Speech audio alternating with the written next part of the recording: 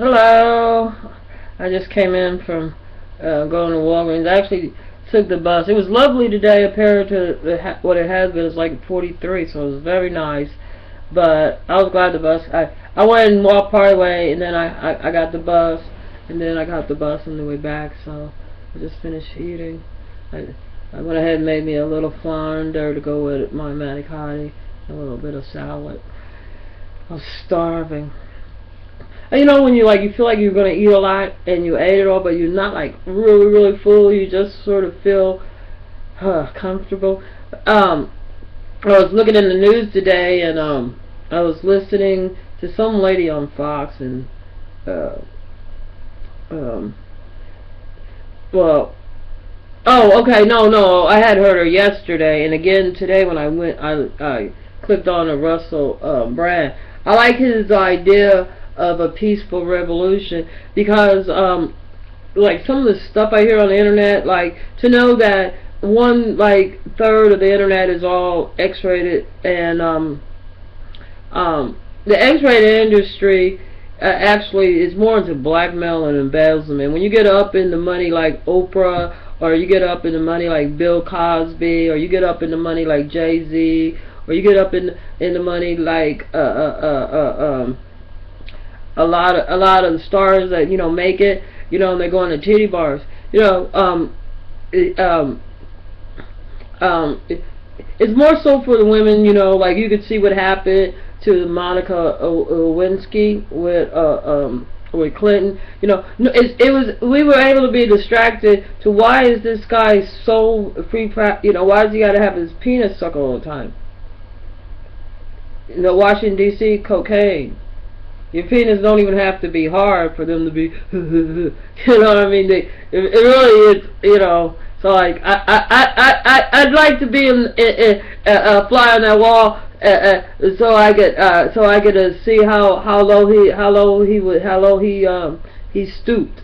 Not only having the galls and like that's his job, his home, his family's there. They have help that can come in and out. Here this person is that really you're just taking advantage of her, and then but it happens to a lot of women. When I was younger, they said that all the X-rated stuff you seen was you're just watching sex, and then I was listening to TED talks, and there's this lady on there, and I don't recall her name, but I recall the big hullabaloo about her movie, which I also didn't see, where she was going to try to show women in a sexual way where it's normal. Well, we get that every day on daytime TV.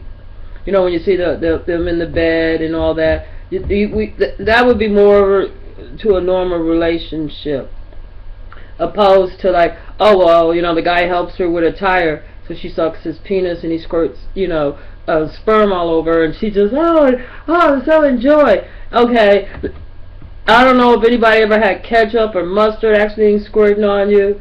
I don't know what type of joy that is, but you gotta understand that the sex industry is the number one industry that also traffics drugs. It's the number one that traffics is children. Matter of fact, the main thing they do want parents that instead of say asking their kid, hey, are you okay? What's going on? Instead they rather than to ask somebody else, what did they do this time? You see, there's a difference. One, you give your power to a complete stranger to do what they want. The other one, you're in complete control, and you're going to the source, your child, if the child's having the problem. That's why it's very, very important to belittle women, to degrade women, and to chastise women, and to objectize women, to keep the sex industry, because the sex industry, if you look into history, is notorious for help funding the continuous war. With this war that we have, like now with France, the people that actually did the bombing are dead. Now they're going back and going over all this stuff, and they're saying the guy that gave them the order is dead. As far as I'm concerned, they know they can tell Americans anything. They learned from Cuba that they can give all the misinformation they want. You know, that's the reason why torture doesn't work. I mean, you know what I'm saying? Like here in Memphis, what was it? This guy that was looking for him, so they targeted his mom that was like 500 pounds, so they took away her food stamps. Now, I don't know if that helped or not, but I know for myself, any type of cooperation that I would want to have gave you once you did something dirty, sneaking, conniving, and borderline on if I did that, I'd be a criminal. Just borderline on inhumane type of narcissistic, double-binding, hypocrite type of shit. And I think they ended up finding him, where he always is. Because like you have to understand, when we leave our parents' houses, even some of us that are living in our parents' house, in today's society, you know what I'm saying? It is not like we go with our parents, especially if you get over a certain age. You're not with your parents all the time. Your parents got to go to work. So a lot of the stuff the kids that do are not privileged to it. I know, like this this one guy, I guess he had been trafficked in the sex industry. Gorgeous guy. Lot of issues, but nice guy. I mean, well, no, he wasn't all that nice. He was crazy as hell. But and the reason why the conversation that came up, because me and him was like platonic friends. I knew him and everything, and I sort of like knew that he probably is attracted to guys, because me and him sort of had like the same taste. sort of cool, like because I know, like, I'll be looking at some stuff and like instead of saying, oh, he's cute, I'll be like, oh, I like those shoes. Something like that. Oh, that shirt looks like it's tailored, don't it? That's not no Arrow shirt from Kmart or some crap, just like, or Sears or Macy's, just like something crazy. Oh, looks like he goes to JCP and get his pants tailored. Okay, or something crazy like that. And it was always on the same page. And I remember, like, anyway, it came out because of some girl that was really had a crush on him, and was just like, and so I guess she was trying to like dog me out to get to him. So he came up to me and he goes, the worst thing about when you're a guy and you get raped is you really can't go tell nobody. If you go tell your father or something, I guess his father had hit him, and told him don't ever mention that, don't ever say that shit again. So, you know what I'm saying? So, I guess like the next day, he went to the doctor. They had some medical problems from behind the rape, some anal ripping or something. And it was so, and he was so afraid that somebody, his father was so afraid somebody might find out, that his son, that they didn't ever go to the police. They relocated, and I guess like I guess he once he got old enough and he went on, he was doing pretty good, and he never did talk to his parents again. But anyway, so I asked him, I said, do you think that if you hadn't gotten raped, because he didn't have a relationship with anybody, I said, do you think if you hadn't gotten raped that you would have been in a male relationship? Because I know some women that got raped and they never ever want to be bothered with a man again, and they're very happy, and I don't even think they miss having men. They're very happy in the relationship they're in, and you know what I'm saying, because here he was in limbo. But I believe he finally his job relocated him to Hong Kong, where I believe he finally, the guy looked so much like him in a way, both gorgeous, and the guy was from Britain. I don't know if they're still together, but he finally got in a relationship. I think he was like 35 then. Can you imagine? But being scared, your whole life, and being attracted to the person that hurt you, the group that hurt you, and then having a phobic over it, and it not being a pleasant experience. So, but him leaving the country and being around, or I think just really, like once he got old enough and he got to be around other people, you know, that it really helped. And then it was just a matter of I guess it's not easy to get into a relationship, you know. But you know, I think the sex industry is a way to use to keep people preoccupied with not seeing that the only people that's going to end up in the sex industry are the girls that are coming out of high school now. That's going to be the new group. And they got to get them young. They got to get them young. You know what I'm saying? Because, you know, it's all about the other girls. They just have to.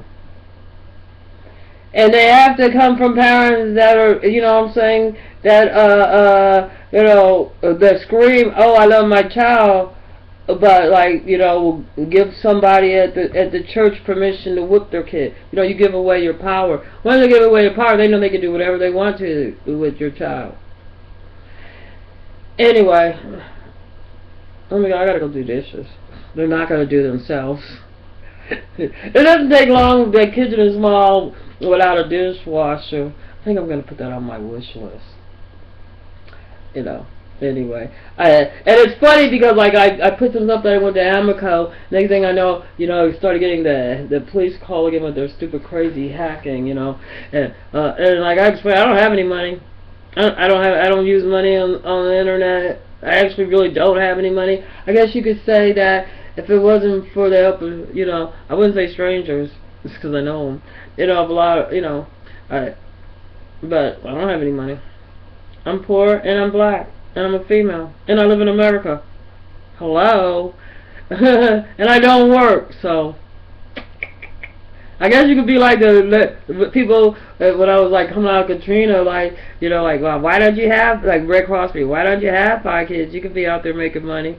I just looked at the lady. I'm thinking to myself, you know, as soon as you get done here, you can take your ass out there your damn self and make money. That's the options we have. Isn't that wonderful? Trust me, it's not the only option that we have is to do something illegal or do something that could cause, you know,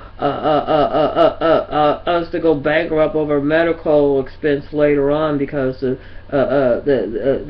sex industry is harboring a great big problem. You know, as long as the men have more than one partner, you're gonna have that. So, you know. But it's good that men are allowed to, you know, like, blame everybody else for their behavior. Because you can see how it escalated in Ferguson. Now, one of those police, that Darren Wilson, he's not responsible for his behavior. He said he'd go kill again. You don't have to be responsible for your actions.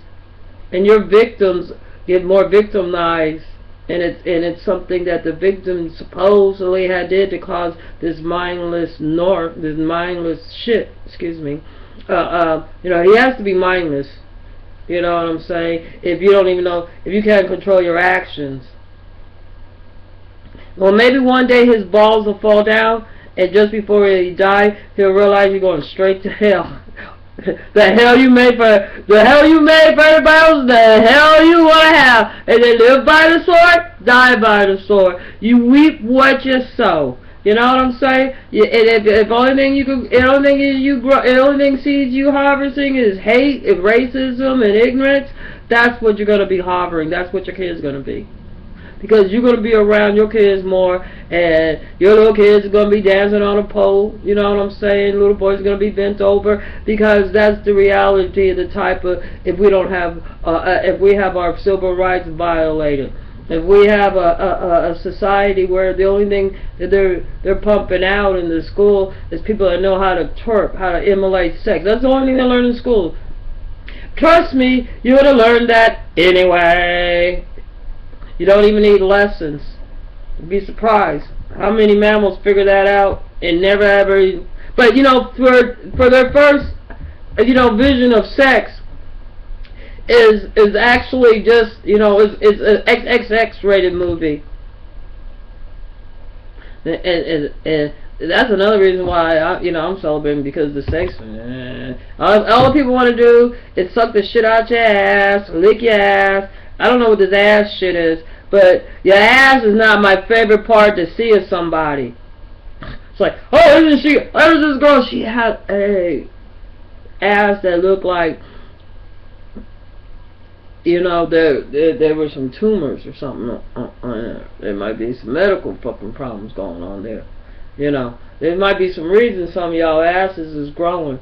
So it might not be cellulite. But anyway, they was like, guys was hollering at her, and I guess she thought like and I sort of looked at her and I could tell she was hurrying with her kid. And I looked at her and she looked at me. I was like, they ain't yelling at me. I don't got no ass. It'd be hard to find one. But anyway, let me go. I'm gonna go do dishes. I'm gonna go do what women are supposed to do. So I guess you men, when you live alone, you some nasty ass bitches waiting on somebody to cook, clean, and do your dishes for you. I know 6-year-olds, they ain't never gonna miss a meal waiting on somebody to feed their ass. They make mean peanut butter jelly sandwich. So anyway, have a good Thursday.